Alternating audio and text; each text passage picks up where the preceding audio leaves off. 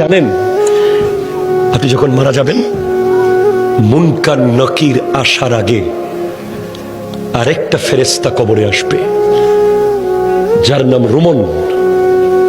সে আপনাকে বসাবে, বলবে লেখো উকতুব আমালাক, তোমার ৬০ বছর কি কি করেছো প্রত্যেকটা মুহূর্ত লিখে দাও। ৭০ বছর যা যা করেছো সব লিখে দাও। ৯০ বছর যা যা করেছো সব লিখে দাও। আপনি জীবনে একটা বাজারের লিস্ট লেখেন নাই, আপনি জীবনে একটা দোকানের হিসাব লেখেন নাই, আপনি ট্যালেন্ট ছাত্র ছিলেন, শুধু লিখতে বিরক্ত লাগে বলে আপনি ফার্স্ট ক্লাস পান নাই কলেজে ইউনিভার্সিটিতে। আপনাকে ৬০ বছরের লেখা লিখতে হবে।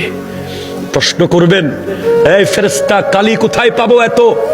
বলবে মুখের থুতুকে কালি বানাও। কলম কোথায় পাবো? হাতের আঙ্গুলকে কলম বানাও। কাগজ কোথায় পাবো? গায়ের কাফনকে কাগজ বানাও। লিখে দিতে হবে। নামাজ পড়েছেন, কলম চলবে দ্রুত। রোজা রেখেছেন, কলম স্পিডে চলবে। দান করেছেন, কলম স্পিডে চলবে। মা বাবার খিদমত করেছেন, কলম দ্রুত চলবে। সুদ খেয়েছেন, কলম চলবে না। ঘুষ খেয়েছেন, কলম চলবে না। জুলুম করেছেন, কলম চলবে না। মিথ্যা বলেছেন, কলম চলবে না। নাটক দেখেছেন, কলম চলবে না।